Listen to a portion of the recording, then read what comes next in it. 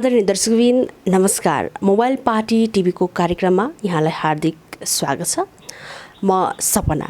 आजको हाम्रो कार्यक्रममा हुनुहुन्छ लिम्बुवान आन्दोलनका अभियन्ता साथै आदिवासी अर्थतन्त्रमा एक विशेष अध्ययन गरिरहनु भएको छ। उहाँ हुनुहुन्छ एलभी पालुङा। उहाँलाई हामी कार्यक्रममा स्वागत गर्न चाहन्छौँ। धन्यवाद छ। आदिवासी अर्थतन्त्रको अध्ययन गरिरहनु भएको छ। अहिलेसम्म अध्ययनबाट के पाउनु भयो अथवा यो अध्ययन के कसरी अगाडि बढिरहेको छ भनिदिनुहोस् न। अब मैले पछिल्लो समयमा आदिवासी अर्थतन्त्र के हो भनेर चाहिँ आफ्नो रिसर्चलाई अघि बढाइरहेको छु। आदिवासी अर्थतन्त्रलाई बुझ्नलाई प्रमुख त अब पुँजीवादी अर्थव्यवस्थाको बारेमा अलिकति बुझ्न जरुरी पर्छ। अब अहिले संसारमा पुँजीवादी अर्थव्यवस्था प्रमुख रहे तापनि पछिल्लो समयमा चाहिँ पुँजीवादी अर्थव्यवस्था को स्थिति चाहिँ गिर्दो अवस्था छ। अर्थात् पुँजीवादी अर्थव्यवस्थाले संसारलाई हाँक्ने अवस्था छैन। जब नेपालमा पनि पुँजीवादी अर्थव्यवस्थाको लागि विशेष त अब ग्लोबलाइजेसन प्रोसेसमा छिरेपछि अनि निजीकरणमा छिरेपछि अब उदारीकरणमा छिरेपछि चाहिँ धेरै समस्याहरू भएको छन्। अब यो आदिवासी अर्थतन्त्रलाई हामीले कसरी बुझ्नुपर्छ भने हामीसँग हिजो चाहिँ ग्लोबलाइजेसन प्रोसेसमा निजीकरणको प्रोसेसमा छिर्नुभन्दा अगाडि हाम्रो आफ्नै किसिमको अर्थव्यवस्था थियो। हामी आफै सस्टेन हुन्थ्यौँ। हाम्रो एउटा सस्टेनेबल इकोनोमी थियो। हामीसँग चाहिँ अब हाम्रा आवश्यकता परिपूर्तिहरू हुन्थे। तर अब पुँजीवादी अर्थव्यवस्था जब नेपालमा चाहिँ एडप्ट गरेपछि चाहिँ अहिले चाहिँ आदिवासी अर्थतन्त्र अत्यन्त धराप स्थितिमा पुगिरहेछ र राष्ट्रिय हाम्रो उत्पादनहरू जो चाहिँ आदिवासीसँग सम्बन्धित कुरा भए र आदिवासीसँग सम्बन्धित नभए पनि आदिवासी अर्थतन्त्र भनेको चाहिँ हामीले यसरी बुझ्नुपर्छ कि हामीसँग बेसिक एउटा ट्रेडिसनल एउटा इकोनोमी छ। ट्रेडिसनल टेक्नोलोजीमा आधारित इकोनोमीहरू छन्। विभिन्न हाम्रा चाहिँ ह्यान्डिक्राफ्टहरू छन्, पस्मिनाहरू छन्, राडीपाखीहरू छन्, हर्बल प्रोडक्टहरू छन्। यी सबै आदिवासी अर्थतन्त्र हो। आदिवासी अर्थतन्त्रलाई हामीले यसरी बुझ्नुपर्छ। एउटा चाहिँ अब के हुन्छ भने आदिवासी अर्थतन्त्र भन्नाले मुलुकमा बसेको आदिवासीहरूको मात्रै अर्थतन्त्र भन्ने एउटा चाहिँ बाहिर हिसाबमा बुझिएला, तर वास्तवमा त्यो होइन। आदिवासी अर्थतन्त्र भनेको आफ्नो अर्थतन्त्र हो, जो आफ्नो अर्थतन्त्र चाहिँ एउटा सब्सिस्टेन्ट लेभलमा एउटा सस्टेन गर्ने एउटा पद्धति हुन्छ। सब्सिस्टेन्ट लेभल भनेको चाहिँ एउटा जीवन निर्वाहमुखी त्यो निरन्तर चलिराखेको हुन्छ।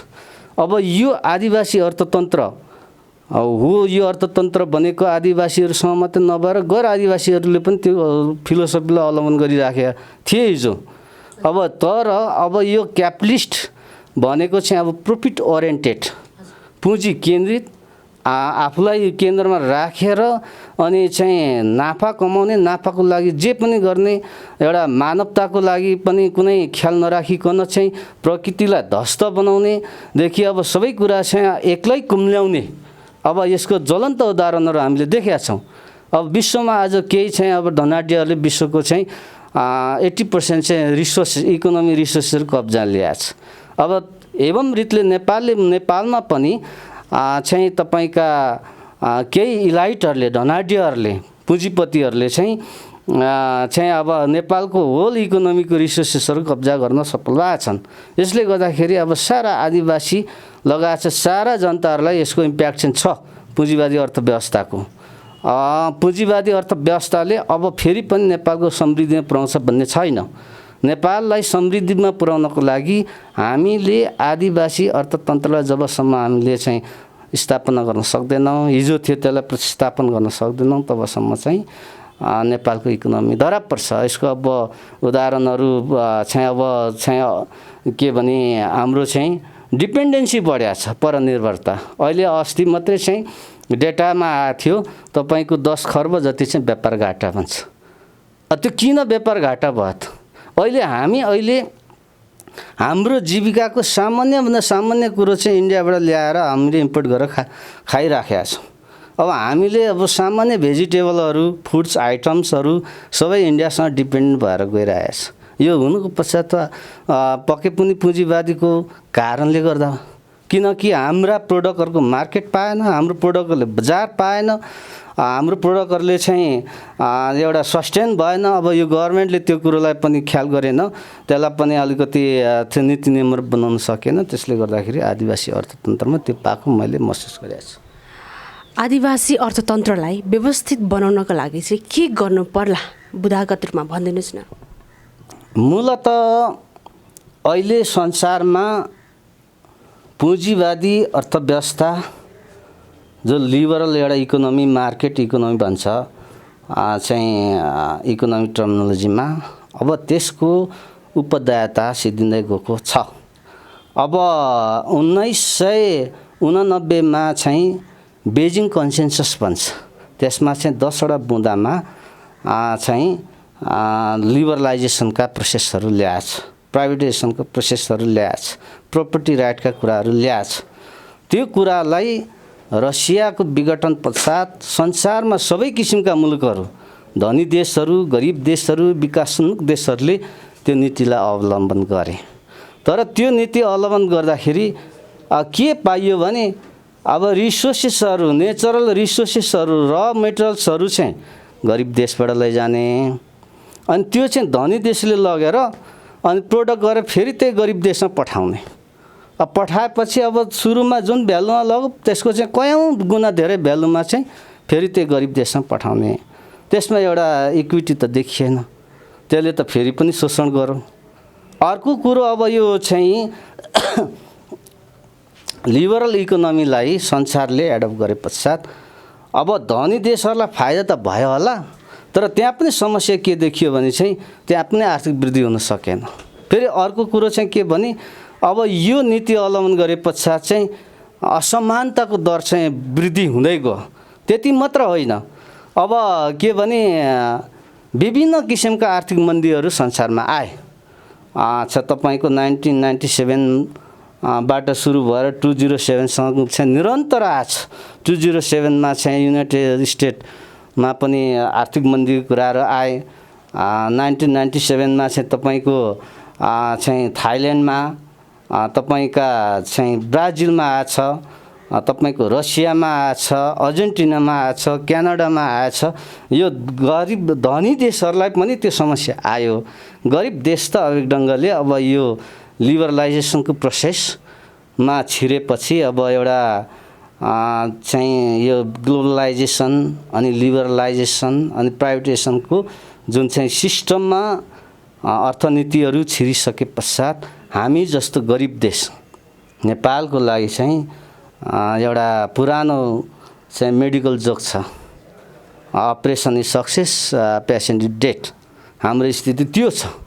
त्यो कारणले गर्दाखेरि अहिले हामीले सामान्य चाहिँ भेजिटेबल आइटम्सहरू, फुड्स आइटम्सहरू पनि डिपेन्डेन्ट हुँदै गएको छ। पुँजीवाद अर्थतन्त्र र समाजवाद अर्थतन्त्र, यी दुई मध्ये आदिवासी अर्थतन्त्रलाई चाहिँ कसले बढी सपोर्ट गरेको छ? कुन चाहिँ अहिले सपोर्टिभ अर्थतन्त्र हो? अब चाहिँ आदिवासी अर्थतन्त्र व्यवस्था भनेको फिलोसफिकल्ली चाहिँ पुँजीवादी अर्थव्यवस्थाभन्दा धेरै फरक छ। सपोज टु मानौ आदिवासीहरूको फिलोसफी भनेको रोटी चाहिँ बाँडेर खाने हो, पुँजीवादी अर्थव्यवस्था रोटी बेचेर खाने हो।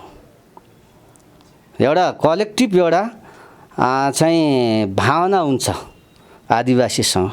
आदिवासीले अर्थतन्त्रलाई आफ्नो आर्थिक क्रियाकलापमा चाहिँ तपाईको मुनाफा भन्दा पनि आफ्नो स्वास्थ्य राम्रो गुड लाइफको लागि, ह्याप्पिनेसको लागि चाहिँ अर्थतन्त्र क्रियाकलापहरू गरिराखेको हुन्छ।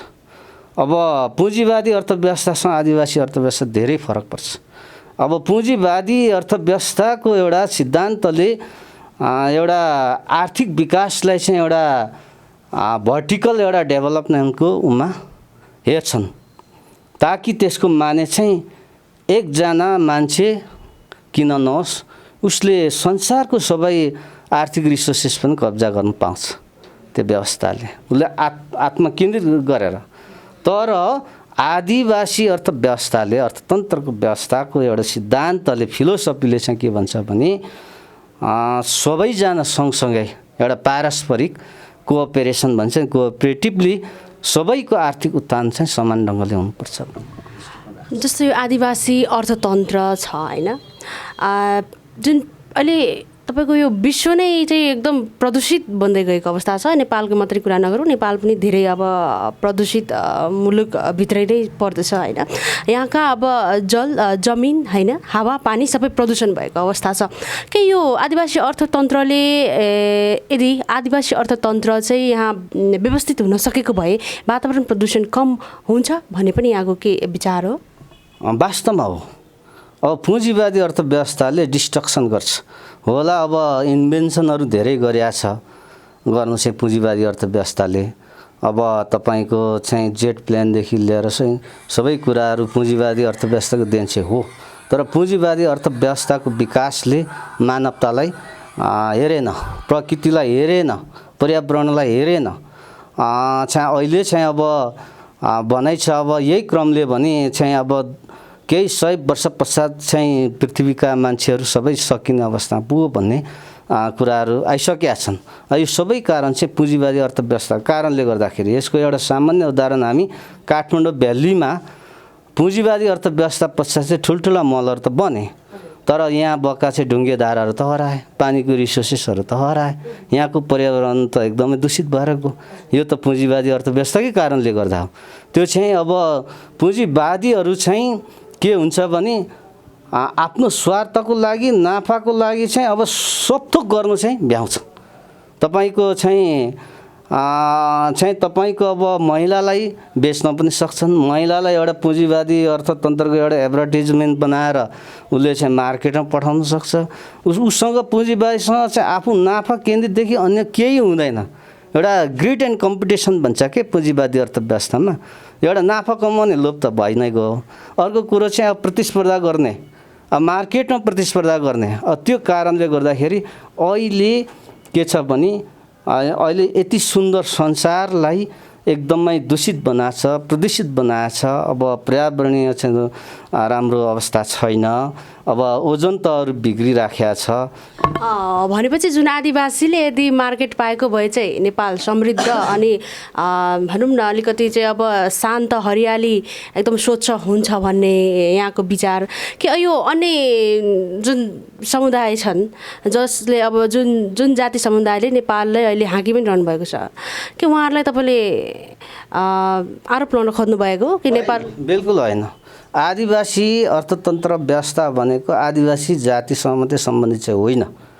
एउटा कुरो के भने संसारको आदिवासीहरूले त्यस्तो ज्ञानको विकास गरेका छन्। त्यो विकास चाहिँ अरूले पनि अब सबैले अवलम्बन गर्दाखेरि ठिक हुन्छ भन्ने अलि पछिल्लो बुझाइ संसारमा छ।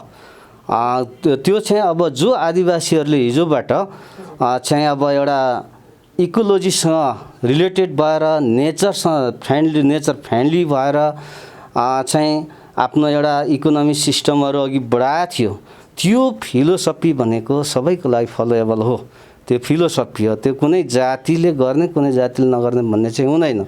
भनेपछि आदिवासी अर्थतन्त्रले समग्र आदिवासी मात्र नभएर अब सम्पूर्ण देश, सिङ्गो देश नै समृद्ध बनाउनको लागि भूमिका खेल्छ।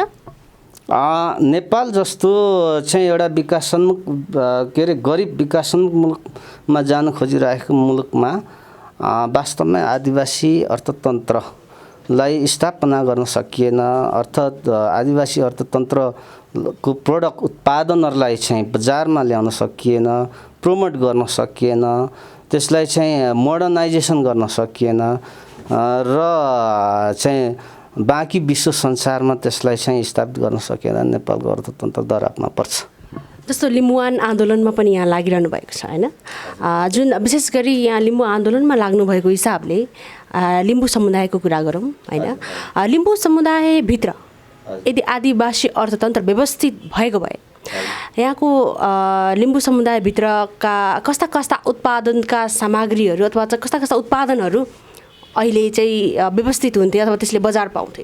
अब लिम्बू समुदाय भनेको एउटा आदिवासी समुदाय हो। लिम्बू समुदायसँग हिजो आदिवासी अर्थतन्त्र थियो, तर यो आदिवासी अर्थतन्त्रलाई चाहिँ अब गोर्खा राज्य विस्तार पश्चात क्रमशः एउटा कोलोनाइजेसन भन्छ, कोलोनाइजेसन प्रोसेस हुँदै मोडर्नाइजेसन र अब अहिलेको युगमा ग्लोबलाइजेसनसम्म पुग्दाखेरि ती अर्थतन्त्रहरू धेरै हराएर गएका छन्, लोपन्मुख अवस्थामा छन्। के हरायो त्यो तथ्यगत रूपमा भनिदिनुहोस्। वास्तवमा के हुन्छ भने आदिवासीहरूको अर्थतन्त्रमा चाहिँ ल्यान्ड एन्ड रिसोर्सेससँग अनन्य सम्बन्ध हुन्छ। आदिवासी अर्थतन्त्र भनेको चाहिँ के भने सब्सिस्टेन्ट लेभलको इकोनोमी हुन्छ अनि सस्टेनेबल इकोनोमी हुन्छ उसँग, र ल्यान्ड एन्ड रिसोर्सेसहरूको म्यानेजमेन्ट चाहिँ रिजनेबल गर्नु जान्दछ र ल्यान्ड र रिसोर्सेससँग चाहिँ आदिवासीलाई छुट्याइयो भने त्यो आदिवासीको चाहिँ आर्थिक समृद्धि हुन सक्दैन। अब यसमा के छ भने लिम्बूहरूलाई पछिल्लो समयमा 2021 सालको भूमिसुधार पश्चात चाहिँ ल्यान्ड चाहिँ थियो किपट, त्यो चाहिँ कम्युनल एउटा कलेक्टिभ लिम्बूहरूको चाहिँ ल्यान्ड थियो, त्यो चाहिँ कलेक्टिभ राइट्स भन्छ, त्यो चाहिँ किनबेच गर्न नसक्ने लिम्बू समुदायमै निहित हुने त्यो ल्यान्डलाई चाहिँ अब सरकारले षड्यन्त्रपूर्वक ढङ्गले चाहिँ रैकर बनाउने र रजिस्ट्रेसन पास हुँदै चाहिँ त्यो ल्यान्ड सिद्ध्याएपछि लिम्बूहरूको इकोनोमी धेरै गिरेको पाइन्छ। तथापि अहिले के छ भने लिम्बूसँग आफ्नो चाहिँ मौलिक एउटा ट्रेडिसनल कस्टमरी प्रोडक्ट्सहरू पाइन्छ, उत्पादनहरू पाइन्छ। अब त्यसमा तान बुन्ने, विशेष गरी ढाका बुन्ने, ढाकाको चाहिँ अब कपडाहरू उत्पादन गर्ने त्यो आदिवासी अर्थतन्त्रसँग जोडिन्छ। त्यस्तै अब विभिन्न चाहिँ उत्पादनहरू चाहिँ आदिवासी उत्पादनहरू अब जाँड बनाउने होइन, त्यस्तै अब विभिन्न हर्ब बेस्ड चाहिँ प्रोडक्टहरूदेखि अब एनिमल हस्बेन्ड्री भन्छ पशुपालनका कुराहरूदेखि अब धेरै कुराहरू अहिले पनि लिम्बूसँग आदिवासी अर्थतन्त्र छ। अहिले नेपालमा चाहिँ के भइरहेको छ भने जस्तो न्यून पारिश्रमिकमा पनि विदेशी नै होइन, एउटा चाहिँ आर्थिक प्रलोभन पनि भन्नुपर्छ त्यसलाई। अनि गाउँघरका युवा जति सबै विदेश जाने, हामी केही जान्ने बुझ्ने पनि काठमाडौँ केन्द्रित हुने, अनि गाउँघर शून्य हुने, उत्पादन नगर्ने, अनि सरकारलाई मात्रै दोष दिएर नहोला नि त। अब यो बारेमा चाहिँ के छ भने नेपालले एउटा उदारीकरण नीति जुन ढङ्गले नेपाल सरकारले गर्नुपर्थ्यो पर्याप्त चाहिँ अभ्यास नगरी गरेको कारणले यो समस्याहरू भएको। यो अब बाँकी विश्वमा यो उदारीकरणको नीति अनि ग्लोबलाइजेसन नीतिले पश्चात चाहिँ अब बाँकी विश्वमा चाहिँ श्रम गर्नु जाने, रेमिटेन्स कमाउने अनि त्यो रेमिटेन्सले चाहिँ आफ्नो चाहिँ परिवार धान्ने एउटा पद्धति पछिल्लो समयमा globalization policy, liberalization policy, privatization policy जब चाहिँ 46 साल यता सरकारले त्यो नीति ल्यायो, तत्पश्चात त्यो क्रम जारी छ। त्यसले के गर्छ भने अहिले अब रेमिटेन्स बेस्ड इकोनोमी नै नेपाल भएको छ। अब मोर देन 30% रेमिटेन्स नेपाल आउँछ। अहिले चाहिँ अब व्यापार घाटालाई विशेष त एक्सपोर्ट र इम्पोर्टको जुन एउटा सन्तुलन ल्याउने काम रेमिटेन्सले गरिराखेको छ। अब यसमा के छ भने यो समग्र एउटा आर्थिक विकासको सूचकको रूपमा चाहिँ हेर्न सकिँदैन, किनभने अब आफ्नो उत्पादन नगरेर चाहिँ विदेशमा जाने, अनि विदेशमा गएर चाहिँ अनि पैसा कमाएर अनि फेरि विदेशकै सामान चाहिँ किनेर बस्ने शैलीले तरिकाले देशको समग्र विकास हुन चाहिँ सक्छ जस्तो लाग्दैन। अहिले जे पनि अर्थतन्त्रमा त्यसको एउटा सस्टेनेबिलिटी भए तापनि त्यो हुन्छ। अब भोलि कुनै कारणवश विश्वमा चाहिँ अब आर्थिक मन्दी भएछ या ठुल्ठुला वारहरू भएछन्, नेपाली चाहिँ कामदार कुनै देशमा लान छोड्यो भने चाहिँ के हुन्छ अवस्था? अहिले त विदेशमा कमाएको पैसाले त्यो पनि अब म चाहिँ मोस्टली 80% समथिङ 79% चाहिँ कन्जम्सन गरिराखेको छ। त्यसलाई क्यापिटल उमा चाहिँ पुँजीगत उमा खर्च नगरेर चाहिँ उपभोग्य खर्चमा गरिराखेका छ। त्यो विदेशमा ल्याएको पैसाहरू अहिले नेपालीहरू जुन दाजुभाइहरू युवाहरू चाहिँ अब लाखौँ 50औं लाखौँ चाहिँ अहिले विदेशिएका छन्। खाडी मुलुकदेखि कोरियादेखि चाहिँ युरोप कन्ट्री जापान धेरै देशमा गएको छ। उहाँहरूले ल्याएको पैसा अहिले कहाँ जान्छ? घरमा आउँछ। अब घरमा आवश्यक पर्छ चिजबिज खानपिन सबै कुरा आवश्यक पर्छ, त्यो बजारमा जानुपर्छ। बजारमा कहाँबाट आइराखेको हुन्छ? इन्डियाबाट आइराखेको हुन्छ। चामल किन्छ इन्डियाको किन्छ, सब्जी किन्छ इन्डियाको किन्छ, औषधि किन्छ इन्डियाको किन्छ। सबै कुरो चाहिँ त्यो रेमिटेन्स चाहिँ इन्डियाको रिजर्भ ब्याङ्कमा गइराखेको छ। यो किसिमको एउटा सिस्टमले नेपालको अर्थतन्त्र अलिक त्यस्तो सुन्दर देखिन्न। जस्तो आदिवासीको अर्थतन्त्र चाहिँ अहिले जमिनसँग गएर जोडियो होइन, जुन 21 सालमा लिम्बूको किपट नै खोज्यो भन्नुभयो यहाँले। त्यो बेला चाहिँ लिम्बुवानका आन्दोलनकर्ताहरू, अभियन्ताहरू, नेताहरू निदाएर बसेका थिए, के गरेर बसेका थिए? आफ्नो जमिनको सुरक्षा गर्नु पर्दैन थियो? अब त्यस बखत पञ्चायतमा राजा महेन्द्रले भूमि सुधार ऐन 1907मा ल्याएर लिम्बूहरूको चाहिँ जो एउटा आदिवासी अधिकारसँग सम्बन्धित किपटलाई खोसियो।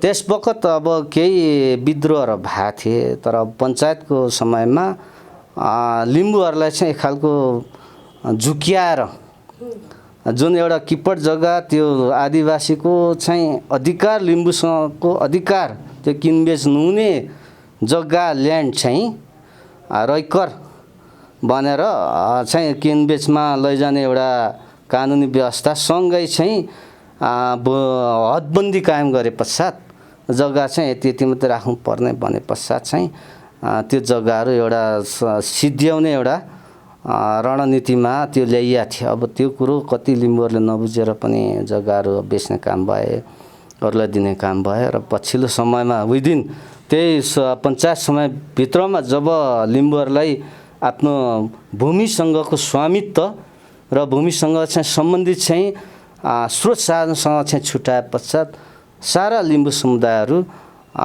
थोरै समयमा, छोटो समयमै गरिबीमा परिणत भए। आदिवासी अर्थतन्त्रलाई आम नागरिकले कसरी बुझ्न सक्लान्? त्यसलाई नागरिकले बुझ्ने हिसाबले, सर्वसाधारणले बुझ्ने हिसाबले भनिदिनुहोस् न। यो वास्तवमा यो पुँजीवादी अर्थव्यवस्था र आदिवासी अर्थव्यवस्थालाई छुट्याउनको लागि के कुरा बुझ्नु पर्यो भने आदिवासी अर्थतन्त्र भनेको एउटा अर्ग्यानिक, एउटा नेचरल फर्ममा चाहिँ हुन्छ। अब जस्तै तपाईले चाहिँ बङ्गुर पाल्नुभयो, तर त्यो बङ्गुरलाई चाहिँ स्वाभाविक उसको एउटा नेचरल अर्डरमा चाहिँ बङ्गुरको विकास गर्ने पद्धतिमा जानुभयो भने त्यो इन्डिजिनियस फिलोसफी हो, आदिवासी अर्थतन्त्रको फिलोसफी।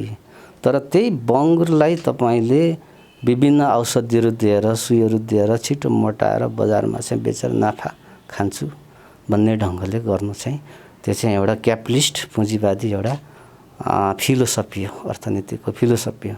त्यस्तै अब त्यस्ता धेरै उदाहरणहरू छन्।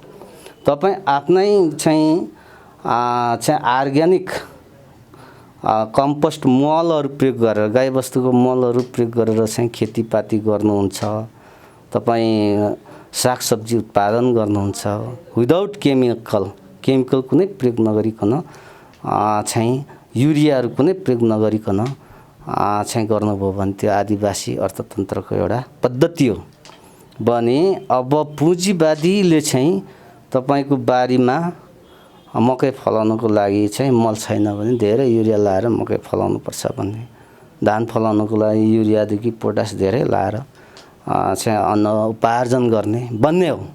अब यसमा के छ भने अहिले पुँजीवादी अर्थव्यवस्था रोगसँगै चाहिँ अब पुँजीवादी अर्थव्यवस्थाले चाहिँ अब तपाईको चाहिँ सबैको चाहिँ रिसोर्सेस चाहिँ अब थोरैले कब्जा गरेपछि अब त्यसले अब एउटा गरिबी ल्याएको छ, असमानता ल्याइराखेको छ, त्यसले भोग ल्याइरहेछ। यो जुन पुँजीवाद अर्थतन्त्रको समस्याहरू त विभिन्न होइन, अब जमिनदेखि लिएर अब मानवको प्रत्यक्ष स्वास्थ्यमै असर पर्ने खालको जुन चाहिँ नकारात्मक असरहरू परिरहेको छ होइन। यो आदिवासी अर्थतन्त्र नेपालमा लागू गर्नको लागि चाहिँ सरकारले के गर्नु पर्ला? अब नेपाल राष्ट्र भनेको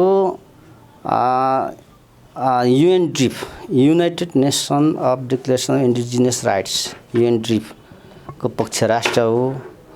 ILO 169 पनि रेक्टिफाइड गरेको छ, त्यो मानेमा नेपाल पक्ष राष्ट्र हो। अब UNDRIP र ILO ले आदिवासीहरूको हक अधिकारलाई सुनिश्चित गरेको छ र त्यो हक अधिकारभित्र के पर्छ भने आदिवासीको सामाजिक, सांस्कृतिक, राजनीतिक, आर्थिक सबै कुरोलाई व्यवस्थित गर्ने त्यहाँ प्रावधान छ। नेपाल पक्ष राष्ट्र भएर पनि यो कुरोलाई कार्यान्वयन गरिराखेका छैन। यो चाहिँ जब यस्ता अन्तर्राष्ट्रिय कानुनहरूको पक्ष राष्ट्र भइसकेपछि यसलाई नेपालको संविधानमा चाहिँ व्यवस्थित गर्नुपर्छ। त्यो गरिएको छैन। 2072 को संविधान जारी पश्चात अब ती प्रावधानहरू छैन। त्यो कुरालाई चाहिँ हुबहु सहर्ष अंगीकार गरौँ भने नेपालमा आदिवासी उत्पादनहरू चाहिँ अर्थतन्त्रका उत्पादनहरू धेरै आउने, विकास हुने सम्भावना हुन्छ। एउटा के भन्छ, एउटा आत्मनिर्भर सस्टेनेबल एउटा इकोनोमिक एउटा डेभलपमेन्ट अनि इन्डिपेन्डेन्ट र एउटा प्रोस्पेरिस, अहिलेको अब सरकारले भन्छ समृद्ध नेपाल भन्छ, समृद्ध नेपाल त्यसै बन्दैन। किनभने तपाईको अघि मैले लिम्बूको उदाहरण त दिएँ। लिम्बू चाहिँ जब भूमिहीन भएपछि त गरिबीमा छिरो। अब केही अस्ति मात्रै कान्तिपुरमा पब्लिस भएको थियो, मुसरहरू 70% चाहिँ भूमिहीन छ भन्छ। अब जो आदिवासीसँग चाहिँ अनन्य चाहिँ के पनि भूमिसँग सम्बन्ध राख्नुपर्ने, स्रोत साधनसँग सम्बन्ध राख्नुपर्ने, त्यो चाहिँ अब निजीकरणको नाममा अनि विभिन्न बहानाबाजीको नाममा चाहिँ सिद्ध्याएपछि त्यो जातिको विकास कसरी हुन्छ? अब त्यस्तै यो चाहिँ तपाईको राउटे कुसुन्डाहरू छन्, जङ्गलमा बस्छ। अस्ति कान्तिपुरमा मैले हेरेको थिएँ, राउटे कुसुन्डाहरूको चाहिँ आफ्नो चाहिँ ट्रेडिसनल टेक्नोलोजी छ उत्पादनको, काठका चाहिँ सामग्रीहरू बनाउने, जङ्गलमा चाहिँ घुमेर चाहिँ काठको उपयुक्त काठको चाहिँ सामग्रीहरू बनाएर चाहिँ बेचेर आफ्नो सस्टेनेबल लिभलीहुड पद्धति थियो। तर उहाँहरूलाई अब जङ्गलमा चाहिँ छिर्नु नदिएर त्यो निकुञ्ज घोषणा गरेपछि उहाँहरूलाई कसरी डेभलपमेन्ट ल्याउने? यहाँले यो कुरा उठाउँदै गर्दा जस्तो बुङ्गुर पालेर मात्रै होइन, काठको सामग्री मात्रै बनाएर मात्रै होइन नहोला नि त। समृद्धको लागि त कल कारखाना उद्योग पनि त खोल्नु पर्ला नि। सरकारले त यसलाई बढी भनौँ प्राथमिकतामा राखेको छ होइन। यस सम्बन्धमा के छ हुन्छ भने आदिवासी अर्थव्यवस्थामा कल कारखाना नहुने, उद्योग धन्दा नहुने भन्ने चाहिँ हुँदैन। तपाईको आदिवासीहरूको चाहिँ कल कारखाना भनेको चाहिँ मिडियम साइजको र स्मल साइजको अनि कटेज बन्छ, साना मझौला घरेलु उद्योग धन्दाहरू हुन्छ। अब त्यसले चाहिँ के गर्छ भने जति उत्पादन हुन्छ, उत्पादन चाहिँ सानो सानो सेयरमा हुन्छ र त्यसको प्रफिट पनि सबैले पाउँछ। तर अब क्यापिटलिस्टहरूले चाहिँ के गर्छन् भने चाहिँ उत्पादनलाई केन्द्रमा राख्छन्, केन्द्रित गर्छन्। उत्पादन चाहिँ केन्द्रित गरेर अब सबैले पाउने प्रफिटलाई चाहिँ एकैजनाले चाहिँ हर्साउने काम गर्छ। अब आदिवासीहरूले आफ्नो उत्पादनलाई चाहिँ विभिन्न सानो सानो स्केलमा गरेर चाहिँ त्यसको मार्केट हुनुको सट्टा चाहिँ अब एडभान्स टेक्नोलोजी र पुँजीको बलले चाहिँ अब एकैजनाले चाहिँ त्यो सबै सुविधाहरू लिने काम हुन्छ। यसको एउटा ज्वलन्त उदाहरण के भने तपाईको घरेलु मदिरापनको कुरा छ। विदेशी मदिरापन र घरेलु मदिरापन भर्खरै सरकारले चाहिँ घरेलु मदिरापनहरू चाहिँ घप्टाइदिने काम गरिराखेको छ। तर विदेशी मदिरापनहरूलाई चाहिँ मार्केटमा चाहिँ छोडिराखेको छ। यो गलत भइरहेछ। आदिवासीहरूको लाखौँ महिलाहरूको चाहिँ रोजगारसँग जोडिएको छ। आफ्नो traditional technology based on identity, cultural identity जो चाहिँ एउटा टेक्नोलोजीहरू छ र ऊ आफू स्वरोजगारमा छ र त्यो घरेलु उत्पादनको सानो हिस्साले चाहिँ उसको घर चलाइराखेको छ, आफू चाहिँ स्वरोजगार गरिराखेको छ, उसको इकोनोमी त्यसरी चलिरहेछ। तर त्यो चाहिँ स्टप गर्ने, रोक्का गर्ने। अनि अर्को चाहिँ विदेशीहरूले बनाएको मल्टिनेसनल कम्पनीले बनाएको रम्बीहरूलाई बजारमा लाने भन्नाले यो आफैमा देशको समृद्धिको विरुद्धमा छ यो कुरो। किनभने तपाईँको मदिरापान सेवन गर्नेले त खारै छोड्छ, अब घरेलु चाहिँ जम्मै नियन्त्रण गर्ने। अनि अब चाहिँ विदेशी मात्रै चाहिँ प्रसाद दिने भने त उसले त विदेशी किनेर खान्छ, पैसा त विदेशमा गयो। घरेलु खाएको बाद त्यो नेवारको घरमा जान्छ, त्यो लिम्बूको घरमा जान्छ, त्यो तामाङको घरमा जान्छ, उसको इकोनोमी त यतै नै परिभ्रमण गर्छ। तर विदेशीको गयो भने त्यो चाहिँ विदेशमा पैसा जान्छ। यो आफैमा राष्ट्रको आर्थिक समृद्धि विरुद्ध नीति हो। एउटा कुरो यसमा मेरो के सल्लाह छ भने राज्यले मदिरापानलाई नियन्त्रण नियमन गर्नु मिल्छ र ट्याक्सेसनको दायरामा ल्याउनु पर्छ र त्यसलाई के भने त्यहाँबाट उत्पादन हुने भाइलेन्सलाई न्यूनीकरण गर्नु विभिन्न जनचेतना कार्यक्रमहरू लान चाहिँ सक्छ। तर होइन उसको चाहिँ सबै स्टप गरिदियो भने त उसको अर्थतन्त्र सिद्धिन्छ। त्यो अर्थतन्त्र सिद्धिनु भनेको नेपालमा आदिवासीहरूको जाँड रक्सी बनाउने घरेलु जुन मदिरापान उत्पादन गर्ने चाहिँ एउटा पद्धति छ, अब त्यो चाहिँ लामो समय आफ्नो चाहिँ परापूर्व कालबाट निरन्तर गरिरहेछ, त्यो मात्रै स्टप भयो भने यहाँ लाखौँ महिलाहरू बेरोजगार हुन्छ। त्यो रोजगारीको के ग्यारेन्टी राज्यले गर्न सक्छ? यहाँलाई धेरै धेरै धन्यवाद। यहाँको व्यस्त समय बावजुद पनि हाम्रो कार्यक्रमलाई समय दिनुभयो। यहाँलाई फेरि धेरै धेरै धन्यवाद दिन चाहन्छौँ। हस् त, धन्यवाद छ यहाँलाई पनि र कार्यक्रममा आफ्नो कुराहरू राख्न अवसर दिनुभयो। मेरो एउटा आदिवासी अर्थतन्त्र सम्बन्धीको एउटा रिसर्च अहिले पनि गरिराखेको छु। यसबारेमा चाहिँ केही कुराहरू पाएको कुराहरू चाहिँ राख्ने मौका दिनुभयो, त्यसको लागि पनि धेरै धेरै धन्यवाद छ।